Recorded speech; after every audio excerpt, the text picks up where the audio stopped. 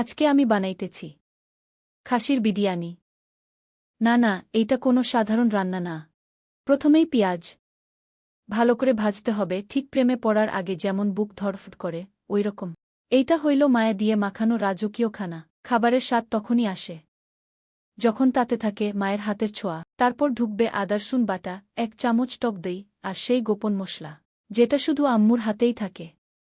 চালটা আগে ভিজিয়ে রাখছি, এখন লেয়ার দিয়ে দিচ্ছি। হাঁড়ি এখন দমে যাচ্ছে আর আমি দাঁড়িয়ে ভাবতেছি, এই রান্নায় শুধু খাসির স্বাদ না, আছে এক মুঠো ভালোবাসা, এক চিমটি যত্ন, আর পুরোটা জুড়ে মায়ের হাতের ছোঁয়া।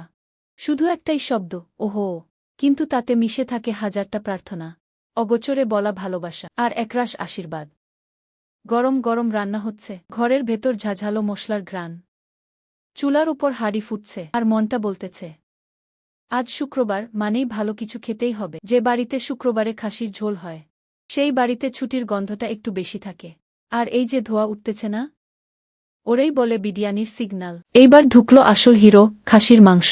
ওরে এমনি এমনি রান্না করলে হবে, ভালো করে কষাতে হবে, বুঝলেন? সময় হয়েছে পরিবেশন করার। হাঁড়ির ঢাকনায় লুকিয়ে আছে হাজারটা স্মৃতি। শুধু রান্না না, এই গন্ধটা আসলে শান্তি। এই খাবার মানে বাসা, এই শুক্রবার মানেই ভালোবাসা দিয়ে বানানো দুপুর।